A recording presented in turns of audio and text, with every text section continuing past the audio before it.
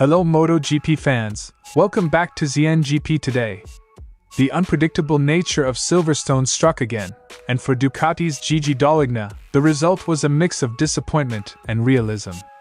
While Marc Márquez salvaged a podium with a gritty comeback, Pecco Bagnaia's race ended in frustration once more.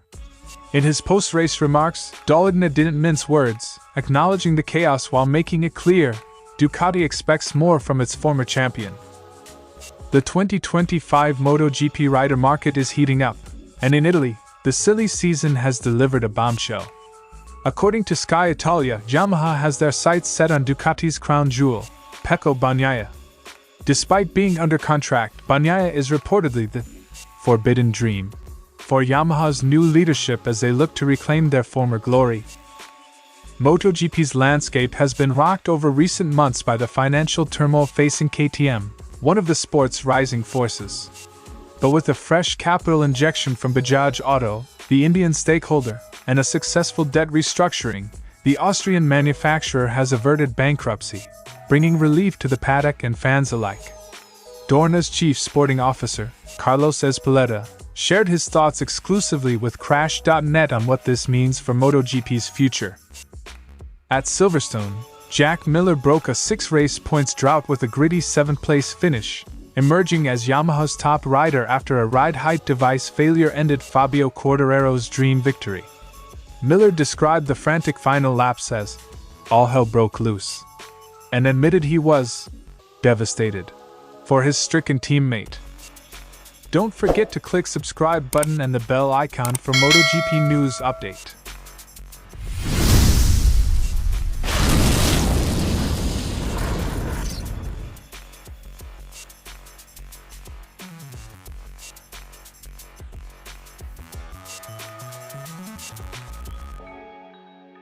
Gigi Dall'Igna took to social media after the British Grand Prix, painting a picture of the day's chaos at Silverstone. With strong winds, a red flag, crashes, and dramatic restarts, it was a race that kept fans and teams guessing.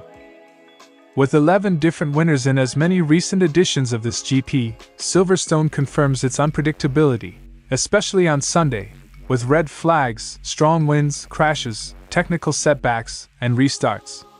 A race full of twists and turns, Gigi Dall'Igna said. Amid the chaos, Marc Márquez delivered a resilient ride, finishing third after an early crash and the benefit of a red flag reset. For Dall'Igna, the Spaniard's effort stood out as a highlight in an otherwise forgettable day for the factory Ducati squad.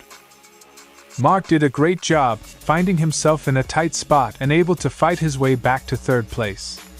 It was a remarkable comeback, not at all predictable or easy to achieve, one where he brought the determination of a seasoned veteran and the tenacity of a rookie. Pecco Bagnaia once again failed to see the checkered flag, crashing out after a promising start. For Dall'Igna, the frustration is mounting. The Italian made it clear that while bad luck may play a role, excuses won't be tolerated at this level. For Pecco, it was another negative Sunday, and it must be said, quite unfortunate, given the promising start he had. But there's no excuse. Everyone must do their part and feel fully responsible. Dall'Igna emphasized the importance of teamwork and introspection within Ducati. With multiple variables and challenges in play, he called for unity and humility, recognizing that their rivals are resurging and hungry for success. We certainly have around 20 pieces of data, dynamics, and situations that we need to analyze in depth. Everyone must work together to resolve and improve, functioning as a team. Our rivals have become competitive again and are ready to take center stage, and deservedly so.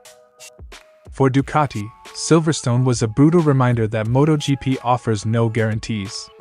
Pecco Bagnaia's continued misfortunes have cast a shadow on their title hopes, while Marc Márquez's efforts salvaged pride and points. But as Dall'Igna made clear, Ducati will not rest on excuses. With rivals gaining ground and the pressure rising, the red team must regroup, and fast. As Yamaha continues its 2025 resurgence, internal ambitions are matching their on-track improvements. Sky Italia reports that top Yamaha boss Paolo Pavizio wants to land a second elite rider to complement Fabio Quartararo, and Bagnaia is at the top of their wish list. Bagnaia is the rider for whom Yamaha would make any effort, economic and technical. Quote, Sky Italia. With Quartararo showing flashes of brilliance, including 3 straight poles and a lap record at Silverstone, Yamaha believes a second top-tier talent is key to returning to MotoGP dominance. Bagnaia, with 2 world titles and the pedigree of a champion, fits that bill. But here's the reality. Bagnaia is locked in. His contract with the factory Ducati team runs through the end of 2026, and his words following Jorge Martin's contract saga with Aprilia made his stance crystal clear. When you have a contract, you need to follow it, you cannot cancel it. If you sign something, you must respect it, Pecco Bagnaia said.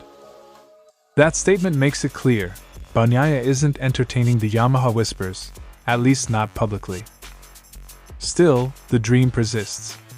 Yamaha's renewed technical direction includes major steps forward, improved chassis dynamics, continued development of their inline-4 platform, and the addition of Pramac as a satellite squad to double data and feedback. Yamaha's desire for Bagnaia also carries sentimental weight. Valentino Rossi, Bagnaia's mentor, achieved his greatest successes on a Yamaha. That connection, however symbolic, adds intrigue to the speculation. But with Bagnaia currently third in the championship and 72 points off leader Marc Márquez, Ducati may face internal pressure to regain form, but not enough to risk losing their top rider. Yamaha's interest is real, their ambitions are high, but Bagnaia's feet are firmly planted in red, at least until 2026.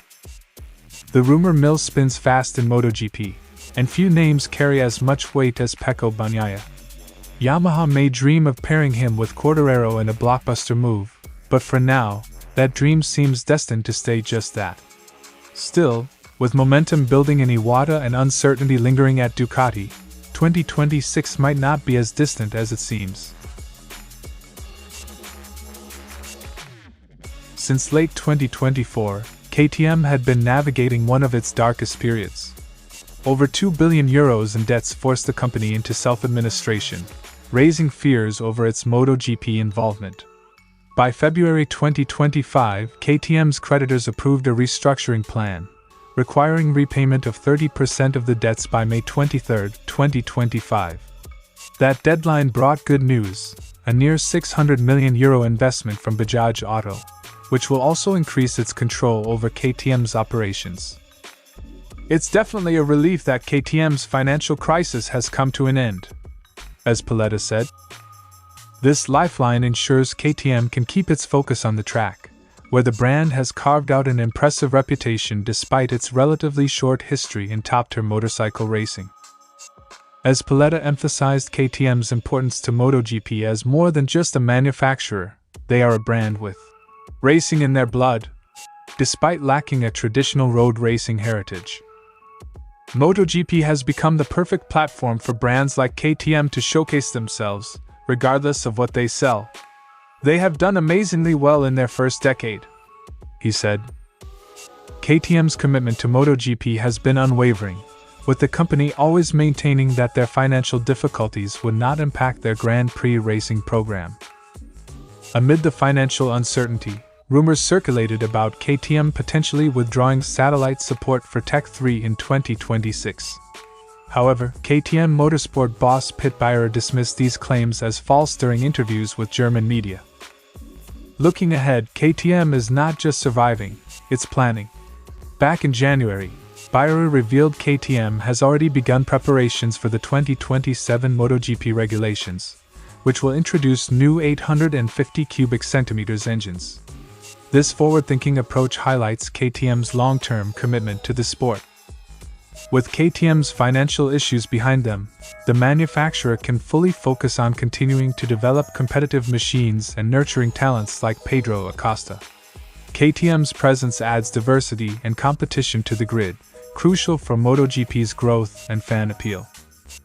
As Paletta concluded, "We've been in contact with KTM during this period, and they have always been positive.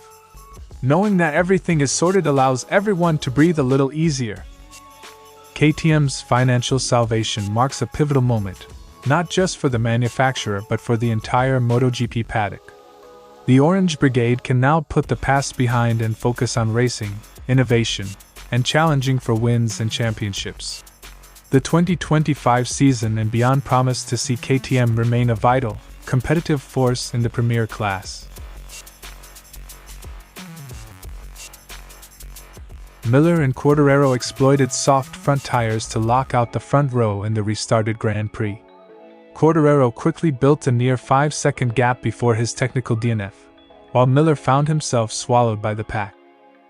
I tried to go a similar pace to Fabio at the beginning, but after 3 to 4 laps I understood it wasn't feasible. Forcing the front tire through corners like turn 5 was using too much edge. Quote from Miller.